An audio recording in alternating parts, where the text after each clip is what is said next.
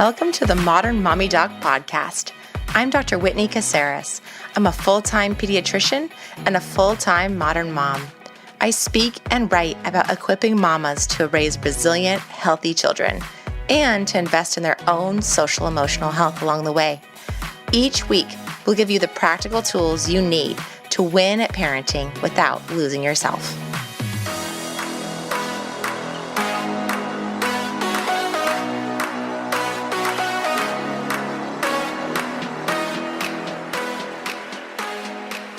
Ever lose it with your kid? If so, you're not alone. Parenting is stressful, children are insane, and you're only human, says Carla Naumburg. She's a clinical social worker. She was at such a loss with her own daughters that she found herself Googling how to stop yelling at my kids during a particularly grueling evening. She's here today to share her wisdom and her insight about how to be calmer and happier around our kids. You guys, today I am so excited to welcome our guest. Thank you, Carla, for being here today. I really appreciate it. Whitney, I am so excited to talk to you. Yeah, I think that the information we're going to be sharing with parents is going to be so useful. So let's dig right in. Tell us your story. Who are you? What do you do? And how did you get to where you are today? So I'm a clinical social worker by training, and I'm also a mother of two daughters who are 11 and 9.5. And, before I had kids, I was never a yeller, except, occasionally with my husband or whatever, my sister, but that totally doesn't count. But I was not, okay, it counts, but I wasn't a yeller. Yeah, it doesn't count. And then I had kids. And all of a sudden I was totally losing with them. And I was losing it when they were little too, 1 and 2 years old. And I felt awful about it and I didn't want to do it anymore. So, I sort of embarked on this quest to figure out how to stay calm with my children.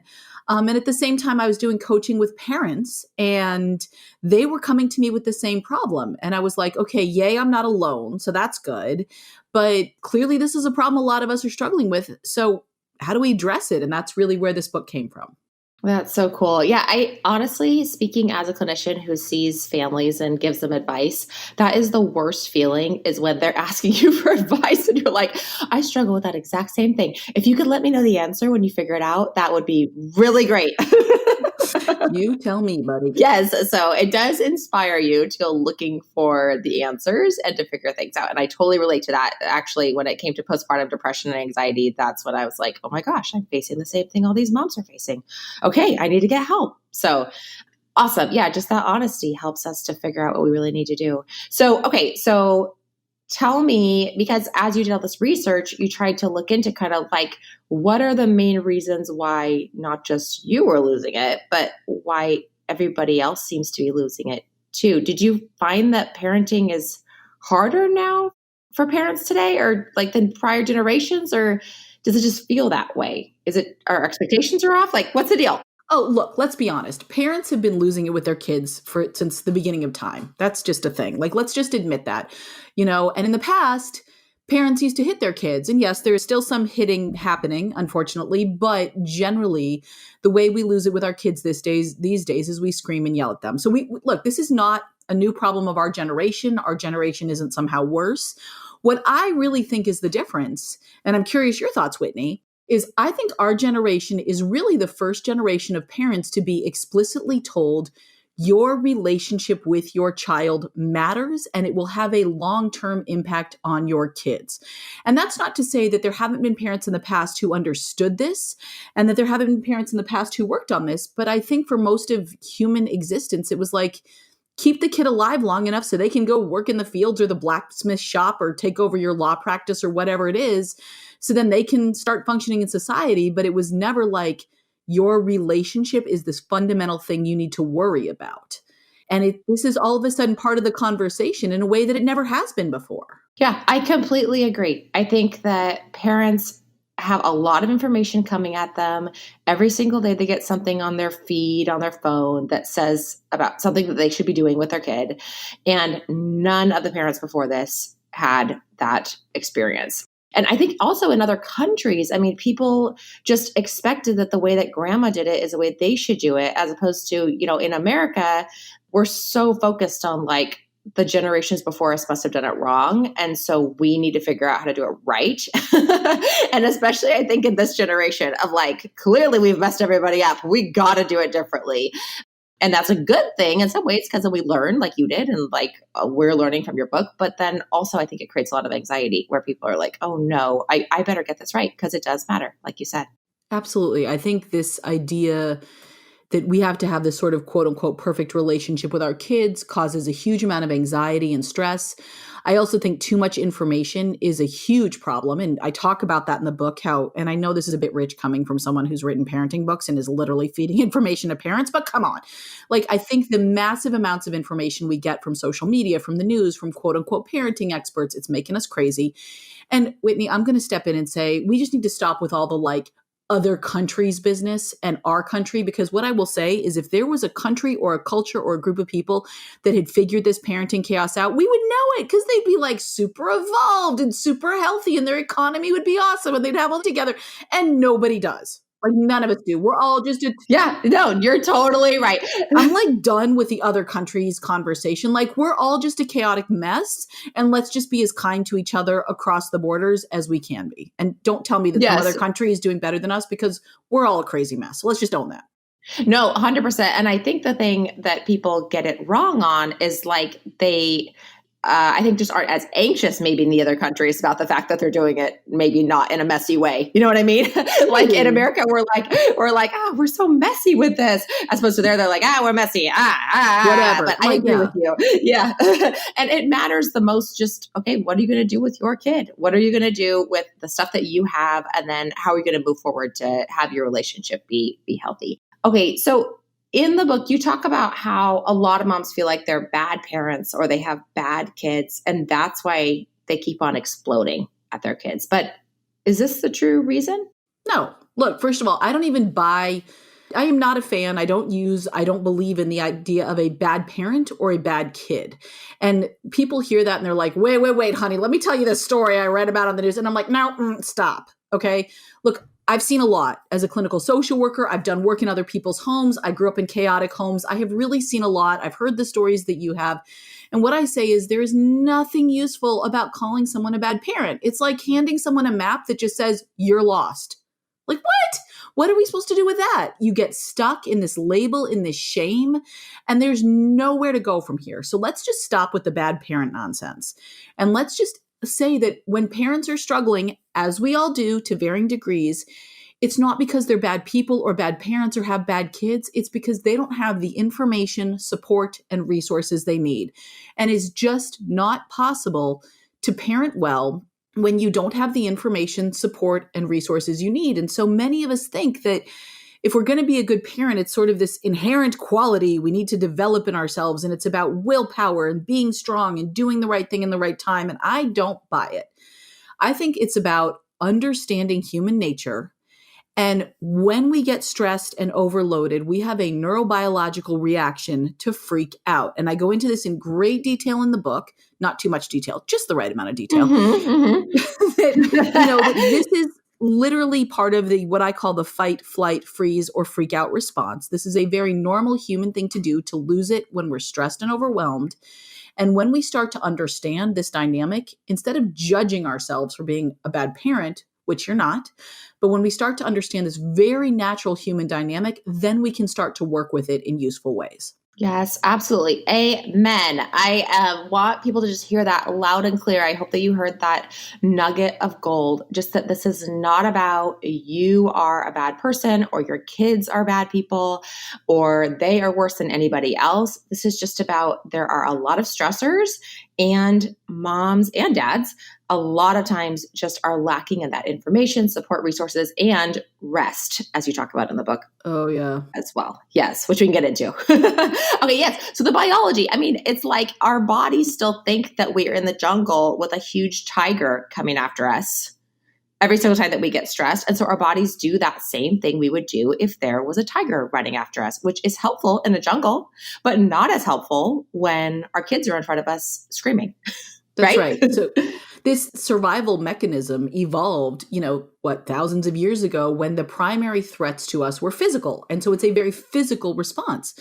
But the problem is now that for most of us, most of the time, the threats we experience are emotional, social, psychological. They're not physical, and yet we still have this very physical response. So our muscles tense up, our pupils dilate, our heart beats faster, our breathing gets shallower, and the part of our brain that can think calmly and clearly and regulate our emotions and solve problems in reasonable ways, that part of our brain literally kind of shuts down, because in these moments of survival, we don't need to be able to solve a calculus problem or explain a complicated situation.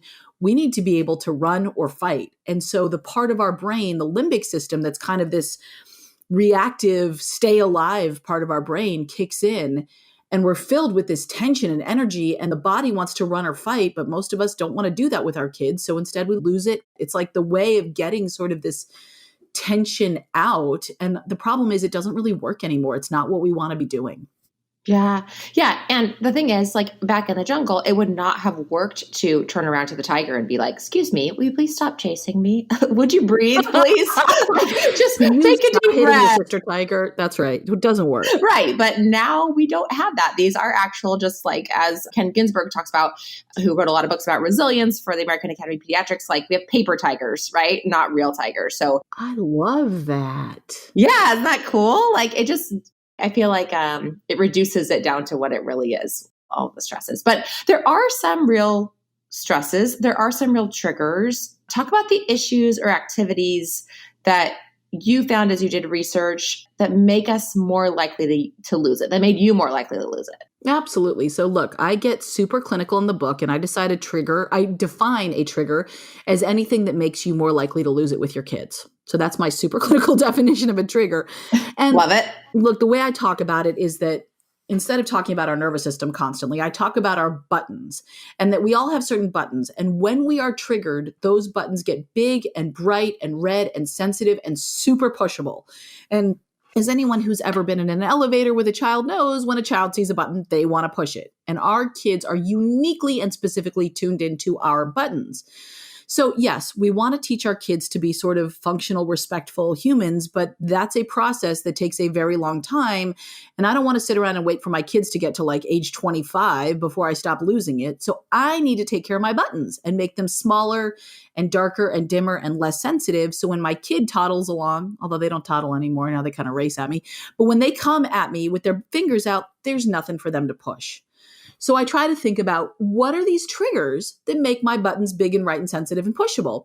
So I think about universal and unique triggers. Look, universal triggers are things that get all of us going, right? So it's things like exhaustion and sleep deprivation, which is, a huge issue in the United States for parents and non-parents.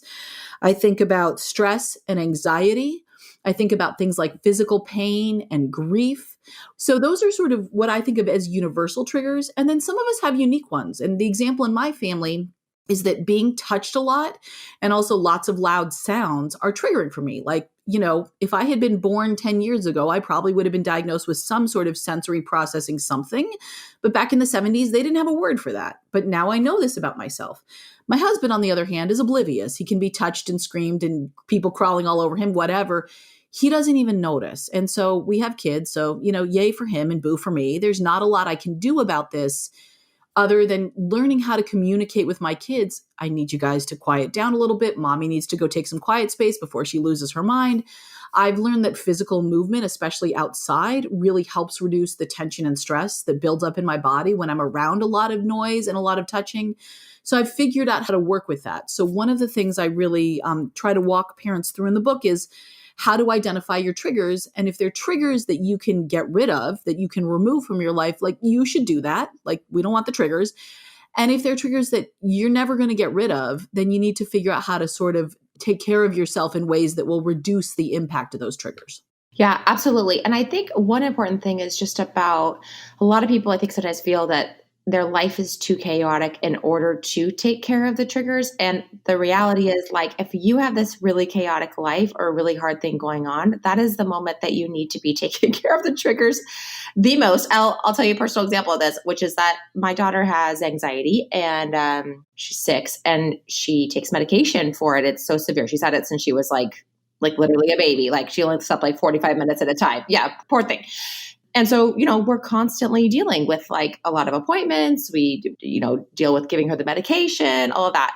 And in order to deal with it, I get up myself in the morning at 5:30 in the morning on Tuesdays and Thursdays. And I go to my little spin class for 45 minutes and I like watch the sunrise on my way home. And I have my cup of coffee and I do it on the weekend as well. And it's like my time that I know that I need. And recently, my daughter was having a little bit of a harder jag with taking the medication. And my mom was like, I think you're going to have to just cut out the exercise because, she's going to need you to be the one in the morning. No, Mom. You're going to have to choose. No. And I was like, no, Mom, you don't understand. That's the thing that keeps me from being on medication, which would be fine if I needed it. But the thing is, I can dim my triggers enough, my buttons enough by doing the exercise and getting the rest before I go to the exercise and not being with her in the morning a couple times a week, that allows me to care for her and care for myself better. That's right. And you know what? If you were with her on those mornings, you might be so sort of tense and wound up or whatever yourself that you would be losing it with her, which is like not going to help anybody. Right. Exactly. Totally. Exactly. My favorite line in your book is, if you're really honestly, absolutely convinced that you can't move your body more or take a break from your phone for an hour every night, then you may have a lifestyle that is incompatible with not losing your shit with your kids. Yeah. Really like slap you in the face, so important. Can you talk about this? What's been your experience with parents and with yourself on this? Yeah, look, a lot of us parents are having our kids later in life. And so we have this experience of being like functional adults who had jobs and could kind of get stuff done. And we're used to being able to handle a lot of stuff. And then we have kids and we think we should still be able to handle everything. And guess what? We're humans, so we can't. And in the book, I talk a lot about sort of basic self-care that I say is the shit we need to do so we don't lose our shit with our kids. Like, you have to get enough sleep. And if you're not getting enough sleep, you have to lower your expectations dramatically and have a whole lot of compassion for yourself, because no one can function on complete exhaustion. We need to move our bodies. I don't care what you do. I'm not asking you to train for a marathon. You can do, like, I do yoga at the end of my bed. My cats are crawling all over me, whatever. Like, do what you need to do. But we have to find some time like alone to do something fun. And I'm not saying every day, but on a fairly regular basis. And you got to take a break from phones and screen time. And everyone's going to find the right balance for you. I know a guy who once a week or every other week drives like half an hour away to spend a half an hour or 2 hours, I don't know, swinging on a trapeze. Seriously, I would rather eat a glass sandwich than swing on a trapeze, but it works for him, right? This is his stress reliever so he can parent well.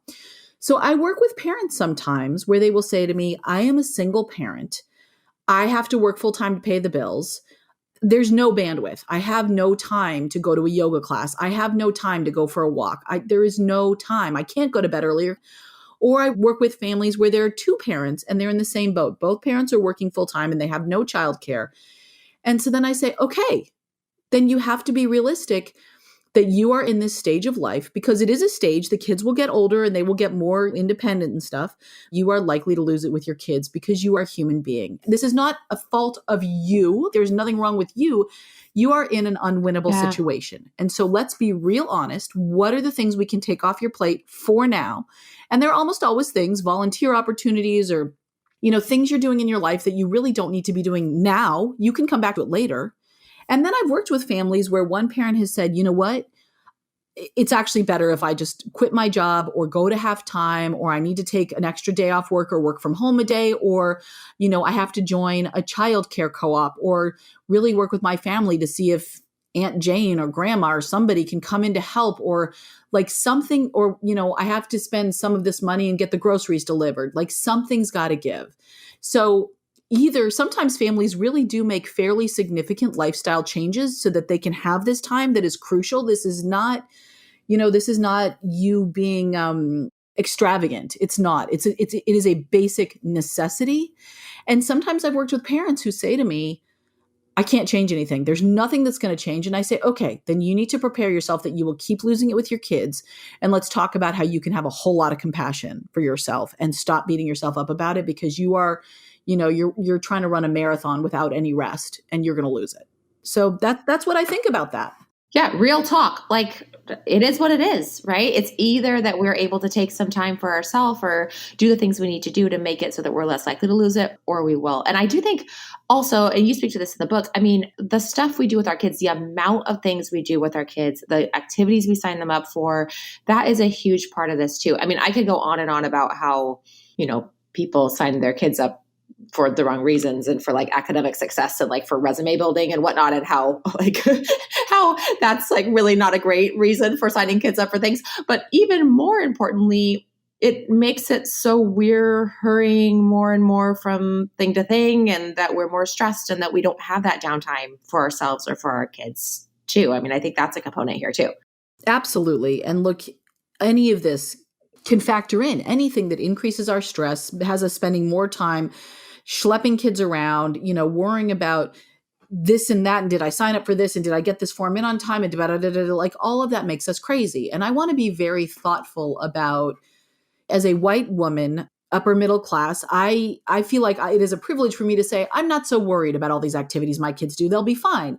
Because statistically speaking, in this country, because we live in a system we do, they probably will. But I was talking to a good friend of mine who's a woman of color, and she said, Carla, I don't agree with you about the activities issue, because as my children are African American, and I worry that if they don't have enough activities, they're not going to be able to get ahead in life. And I was like, that's really interesting. There may be a privilege piece here that I hadn't thought about. So I do want to, Whitney, acknowledge that here. For sure. Because I hadn't thought about it either. But I also want to say to parents, like, let's be thoughtful about what you're doing and why you're doing it. And for example, I'll say to my kids, they want to do after school classes. I'll say, fine, but you guys have to compromise and find the ones that are on the same day, because I'm not driving back and forth to school twice to pick you up. And I actually know parents who will do that. They will drive to school twice because this kid wants that and this kid wants that. And it's not about, this is an activity that's going to set them up for success in life. It's like, she'd rather do like Dungeons and Dragons than arts and crafts. So what I'm saying, what I'm leading to with this point is, it's okay if your kids aren't happy all the time. And I think this is a major source of stress for many parents, is we feel like it is our job to make our kids happy. Mm-hmm. Your kids' happiness is not your problem. I am far more interested in teaching my kids how to deal with being unhappy or sad or jealous or angry or confused or whatever. And once we decide that it's okay for our kids to be unhappy sometimes, a whole lot of stress comes off and we are less likely to lose it with them. Yeah, absolutely. If your goal is short-term happiness, you will fail every single time, because it's like this carrot that keeps on moving further and further in front of you, right? As soon as you make them happy, then they need more to be happy, happy, happy. And we just can't do it all the time. I agree with you. We're not doing our kids any favors by keeping them occupied constantly or happy constantly. Absolutely. Hey mama, when I think about the times I have felt the most overwhelmed or discouraged as a mom, they all share one common theme. In all of them, I felt directionless, or like I was headed in the wrong direction even.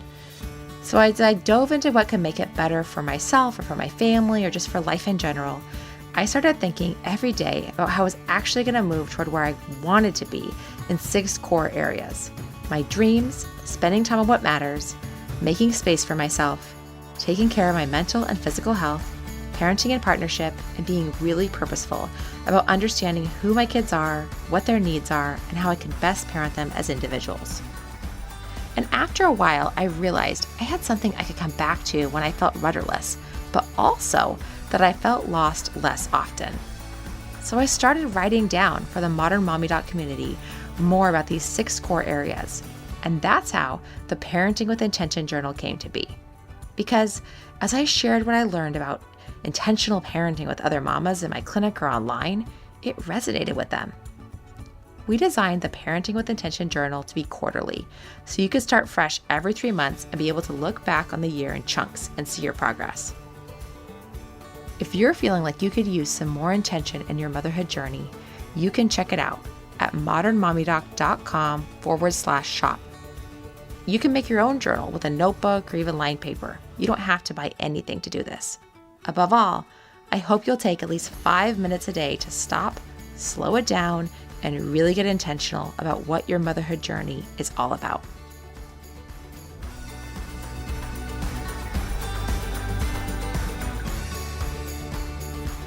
Okay, one of the best parts of your book, I thought personally for me, was about this idea of multitasking versus single tasking or single thinking. And when I started doing the things that you suggested in the book, I was like, oh my goodness. Okay, bring on the self-compassion because I'm like the queen of multitasking if I'm not really, really intentional about not doing it.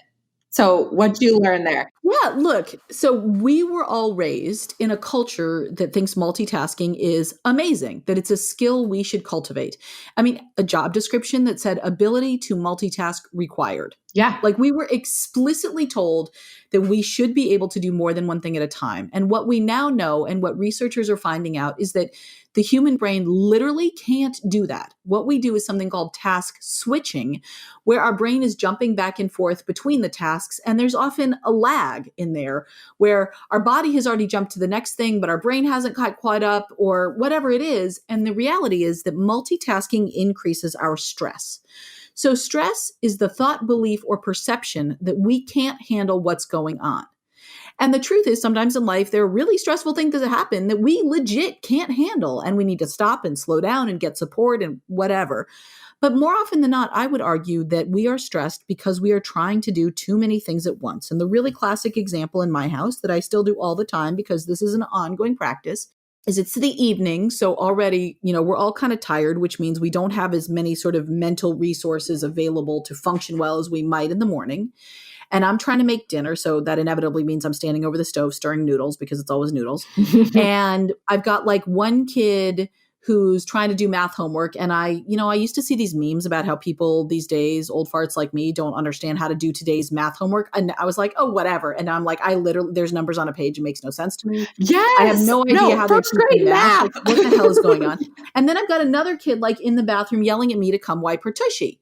And I'm like, so I'm trying to help my one kid with math. And I'm yelling at the other one that I don't wipe 9-year-old tushies because it's not a thing I do anymore. And then like my phone is buzzing because even though I have most of my notifications turned off, somehow everybody's calling or texting me during the witching hour. And then my brain is like, hey, whatever happened to that guy you used to date 20 years ago? Where'd he go? And then I'm trying to make sure the noodles, and inevitably something falls apart. Like I spill hot water or I yell at a kid or like something, because I can't do it all at once. My stress level goes up and my brain goes, warning, warning, something bad is about to happen. The Lego tiger, you're going to step on that guy or whatever it is, because I always step on Legos. But when we can slow down and just do one thing at a time, not only are we more efficient in that thing, not only are we less likely to drop, break, lose, forget something, or snap at our kids, but our stress levels go way, way down and our buttons get smaller and dimmer. So now what does this look like?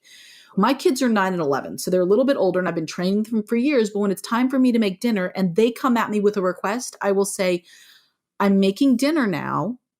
I will help you as soon as I'm done. And so not only does my stress stay lower, but I would say 7 times out of 10, my kid goes off and solves the problem themselves.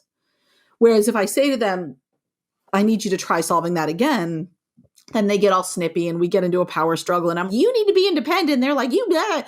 But if I just say, I'll help you in 5 minutes, they don't want to wait. So they work on the problem themselves and I am less likely to explode at them. And so what I've really worked on, and what I talk about a lot in the book, is especially when I'm with my children, trying to do just one thing at a time. And I'm not perfect at it, and it's an ongoing practice. And by practice, I literally mean something that I need to keep doing so I can get better at it.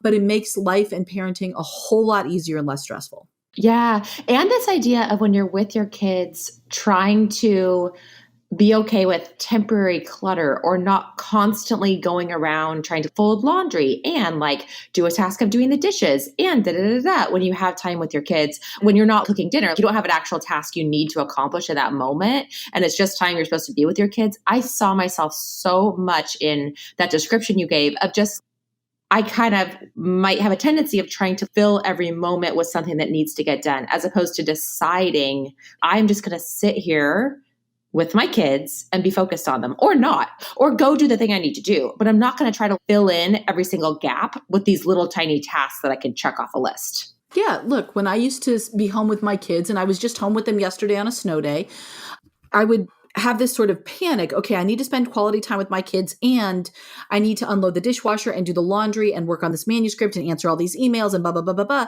And so, right, I would be folding laundry while we're playing Candyland. That was years ago. And Candyland disappeared very quickly from our house because that's a horrible game. But We still have it. I try to throw it away all the time. it's the worst.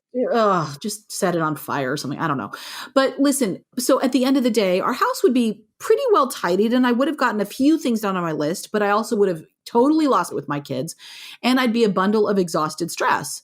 And when my husband was home with our daughters, I'd come home and the house would be a mess, but he wasn't that stressed. And of course, then I would just bite his head off because the house was a mess. But eventually I started to realize, look, the secret is either be with your kids or essentially ignore them. And I don't mean like hostile ignoring where you're like glaring at them but not talking to them. I'm just saying if you have a chunk of time to be with your kids when you are responsible for them, so break it up. Play a game with them for about 20 minutes. And then if you can, set them up with something, a TV show, a puzzle, an activity, something that they are likely to be successful at on their own. And then you go do your thing. And then come back and spend time with them. So just yesterday, my husband and I both had work calls at 8 a.m. We were all stuck at home because of the snow day. So my kids got an hour and a half of screen time straight up. They were just on their screens. I was able to do my work calls without stress. And then we went sledding and we spent 2 hours sledding. So it was that kind of thing as opposed to me somehow trying to be like, oh no, I don't want them to have TV time because it'll melt their little brains. So instead, I'm going to be multitasking on this call because they're interrupting me. Like that's no good for anybody. So that's how I think about it. Yes. I think it's so simple, but so beautiful. Like just make a decision of I'm going to either do this thing or do this thing, but trying to do both at the same time. When I'm on a conference call, I'm on our little executive committee at my office for my clinical practice. And there will be some times where I'm expected to be at the meeting, but I'm also taking my kids to school at that time because I start a little later so I can do that. And there have been a few times where I have chosen to be on the conference call while I am taking my kids to school. And this is like the worst human experience to be trying to do both things at the same time. And what I will say to parents is, look, the beautiful thing about these damn smartphones and computer and internet means that we can have some flexibility, right? And sometimes there are times when, yes, we can leave work early to go to the soccer game, but our boss or our colleague or whoever expects us to be answering emails. And so then just acknowledge it, accept it for what it is. It's less than ideal. Not every moment is going to be ideal. And so I will say to my daughters, I can come to your game, but you're going to see me on my phone because I have work to do. And be really transparent about what you're doing and just own that this is what's happening now. I am making a choice to multitask. But what I really want parents to start thinking of is that single tasking or doing one thing at a time, which means you're doing your best to have your brain and your body focused on the same thing, is a very powerful strategy for not losing it with your kids. And that multitasking, I would love us to start working towards it being the exception rather than the rule and the thing we choose to do because we have to. And right now, multitasking is really the rule and we choose to single task when we remember. And I'm hoping to start flipping that dynamic. Yeah, I love that. And that contains so much self-compassion in what you said. This is not about getting mad at yourself or like self-flagellation when you're doing it the wrong way. This is more about trying to shift our perspective as to the majority of the time how we spend it versus where we spend the minority of our time. Okay, so we've tried to reduce our triggers. We've tried to dim our buttons, but still, of course, times come up when we get triggered. So how do we actually stop losing it in the moment with our kids? So I always sort of dove in at this point. I was, okay, instead of losing it, I'm just going to jump up and down or take 10 deep breaths or recite a little prayer, whatever it is. And then in the moment, I would totally forget to do that. Of course I would, because let's go back to the neurobiology where the part of my brain, the prefrontal cortex, that's supposed to be there to remind me, hey, Carla, here are your coping strategies. That part of my brain is offline. And the part of my brain that's saying, freak out, freak out, freak out, is running the show. So the first thing we need to do is get in the habit of noticing when we're about to lose it. And we all have tells, right? We have little red flags that go up. For me, My shoulders go up to my ears. They get super tense. You'd think I would have noticed that, but somehow I didn't. And I start getting extremely snippy with my kids. So when I start doing the yes, no, fine, that's a good warning to me that I'm about 30 seconds away from exploding. So other people have other red flags. Your stomach might get tight. You might start having all these thoughts about, oh, I just wish I was alone wandering the aisles of Target right now, whatever it is. Right. And so when you notice those red flags, try to notice them really. Oh, there it is. What does that mean? That means I'm about to lose it and I need to do one of my coping strategies. And I've got a whole ton of them in the book. But really the first practice is noticing. And it's much easier to notice how you're doing when you're only doing one thing at a time. If you've got 27 things going on, it's going to be real hard for you to notice. And the more we practice noticing in our daily lives when we're not flipping out, the easier it will be to notice in these chaotic moments.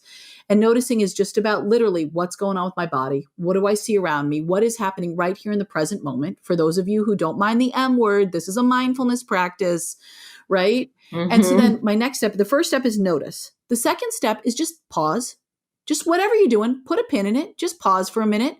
And I like the idea of pausing because, I used to say stop, just stop. And for some people that felt like too final, like, no, I really have to finish this thing. Okay, you'll finish it, whatever it is. Just pause. And the reason a pause is so powerful is because if we were facing a real actual threat, we would not pause. That wouldn't be safe. So when we pause, we are sort of sending a message to our body, our nervous system, our brain, hey, this isn't an actual threat. I'm not going to die. I'll be okay. So we notice and we pause, and then we do literally anything else except lose it, right? And the only thing I would say is don't do something else that's likely to trigger you. Like a lot of parents pick up our phones when we're like, start noticing this. When you're tense or stressed, many people reach for their phones. This is not so awesome because that might trigger you if you get bad news or see something you don't like. And a lot of parents will ask me, should I go in the other room and yell into a pillow or something? And like, yeah, that's better than yelling at your kids, but we're always practicing something. And no matter what we practice, we're going to get better at. And I don't want you to get better at yelling. I did that for years. I practiced yelling. I was damn good at it. I could yell at the drop of a hat. Yeah. So what do I do instead? Often I will open my mouth and I still have this tense energy I need to get out. And so I'll open my mouth to yell and I'll go, blah, blah, blah, blah, blah. And it breaks up the moment. It gets this tension out of me. My kids, like instead of screaming or something, will stop fighting with each other and look at me like, what the hell's going on with mom? And it's kind of hilarious. And I'll do that. I'll jump up and down. I will sing a ridiculous song. Like when I was writing this book, I had Shamalama Ding Dong, like from the Blues Brothers, stuck in my head. I would sing that. Sometimes I'll be like, hey guys, I'm going to go walk around the outside of the house and take a bunch of deep breaths and then come back in. Sometimes I'll just say, I need to go in the other room and you're welcome to follow me. But if you come with me, I'll probably yell at you because I'm not calm yet. And they've learned to not follow me because they want to follow and keep nagging. So like literally do anything else. And sometimes you have to keep doing the notice, pause, do anything else a bunch of times before you're really calm. And then once you're calm, then you can talk to your kids. Maybe you still do need to set a limit with them. Maybe you need to apologize to them, whatever it is. But the first step is to get yourself calm. Yeah. And such a good example for our kids too, of how we are hoping that they will be as their adults, when we take our own we call it calm down in pediatrics, it's supposed to time out, right? It shows our kids that's what we're hoping they'll do when they're adults as well. And educates them as to what could be actually useful for them. I love it. And I'm thinking about this thing in our society about, okay, we need to address it right now. Let's go. Let's fix it. Whatever's happening with our kids, let's fix it in terms of what's going on for ourselves. And so I love the idea of pausing first so that we have that moment to kind of, as you say in the book, get kind and curious about okay, what's happening in this moment? What's going on? You talk about looking at taillights. If you've gotten angry, in the car where you're interesting. Lots of different shapes of taillights, right? Isn't that one of the techniques you use? When I'm annoyed in the car, I'll start doing a little you can call it a taillight meditation. I just start noticing. And the first time I ever did this, we were running late. We were going to miss an appointment, whatever. The girls were being snippy. I was totally biting their head off. So I was taking my deep breaths and I started looking at the taillights. And then I looked at the taillights and then I looked up around me and I realized we were literally right in front of the driveway to the building we needed to go to. And if I had gone any farther, I would have missed it. We would have been stuck in traffic with no place to turn around. But I was so busy being pissed off that we were late that I didn't even notice we were already there. And so anything you can do, like when you can come back and ground yourself in something you notice in the present moment around you, that's a great way to start calming things down. And to get, at any point in this process, being curious and compassionate are two very powerful responses, because most of us, after we lose it with our kids, what do we say? I'm a terrible mother. I'm ruining them. We make a joke about how much money do we have in the therapy fund. But Yeah. and if we beat ourselves up, that's another trigger. So then we're more likely to lose it again. And we don't get any useful information about like what happened and how can I not do that again? So I try to think, have I eaten today? Are my kids hungry? Like, did any of us sleep? What else are we stressed about? Have I peed? Am I standing here needing to pee? It's really hard to stay calm when you need to go to the bathroom and you're not going to the bathroom. So when we start to just get like on a basic level, curious about what is happening in this moment and why am I losing it, we can make a better choice. And sometimes the choice is to go to the bathroom or get food for everyone, or just be like, today's a wash. It sucks. We all just need to go to sleep. Or to be like, oh, I have this huge piece of stress at work with my in-laws, with a doctor's appointment, with bills I have to pay, whatever it is. I can't make that stress go away. So I have to figure out, how can I take care of myself? Do I need to go for a walk around the block? Do I need to put the kids in front of a video so I can call a friend and like get some support? Do we need to go to bed early? Like what, but we can't make those better choices if we don't identify the problem in the first place. And that's the curiosity piece. Yeah. And the kindness piece, I mean, there's a whole movement and there are experts who are all about like mindful self-compassion, right? Dr. Neff, I think she's one of the main people who talks about this. Honestly, I've done some therapy that's been self-compassion, mindful self-compassion. And like at first when I went, I'm like, yeah, whatever. Like I've been to yoga classes. It's all good. Like I know how to like breathe, but it's different. Holy cow. It's a lot of good, hard work, but so different from how a lot of us were raised as to like, your feelings, you need to kind of feel okay all the time. Like, how about just work on like performing as opposed to like feeling okay, right? And so it's a completely different task. Self-compassion has been the biggest game changer for me. And look, I spent a decade studying psychology and clinical social work. And I never heard those two words together until I started studying mindfulness. And then when I heard those two words, I was like, barf, I'm out of here. Like all I could picture was, who's the guy from Saturday Night Live? Stuart Smalley, sitting in front of his mirror, being like, I'm good enough, I'm smart enough, and gosh darn it, people like me. And I was like, I'm not doing this. So, but I stuck with it and I learned. And what I learned is that self-compassion is an incredibly powerful, effective tool. And there has been research to back this up. And the example I always give, Whitney, is, so if you're like 99% of humanity, within a few days, something happens and you find yourself eating an Oreo or a cookie or whatever is your diet breaker of choice, a chip. And if you say to yourself, I suck, I'm terrible at this, everybody else is so much better at dieting than I am, I'm the worst, I'm a loser, what are you going to do with the rest of that bag of chips? Shove it down your face. That's what I'm right, of course. But and research has actually found this, when we can say, you know what? Dieting is really hard. It's hard for everyone. The reason it's a multi-million-dollar industry is because nobody's found the answer yet. And this is a difficult thing. And it's okay that it's hard. It doesn't mean I'm bad at it. It just means I'm a human trying to do a hard thing. What can I do to take care of myself? And what we know is that when you are able to get to that place, you are significantly more likely to put those chips away or throw them away or not eat them. And the same is true in parenting. When we can respond to our own missteps by saying, you know what, parenting is actually a really hard thing. And just because it's hard doesn't mean we're doing it wrong. It's just hard for everyone. And, how would you talk to a good friend? You would never say to a good friend, yeah, you suck. You're a terrible parent. You probably screwed up these kids. Why don't you go down a pan of brownies and a bottle of wine? Like, you would never say that. So don't say it to yourself. Well, Carla, thank you so much for being here. You guys, you can get the book everywhere books are sold, and you can find Carla at her website. Her name is Carla Naumburg. Thank you so much for being here. I really, really appreciate it. And I know that our listeners are just going to benefit so much from all the wisdom that you gave them today. Thanks so much.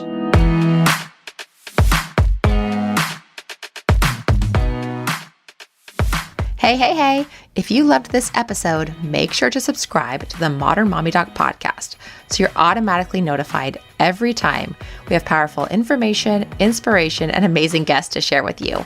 We would also be so honored if you shared the Modern Mommy Doc podcast with your friends by snapping a screenshot of this episode and posting it with hashtag Modern Mommy Doc so we can spread the word and help more mamas win at parenting without losing themselves. Thanks for being part of our community.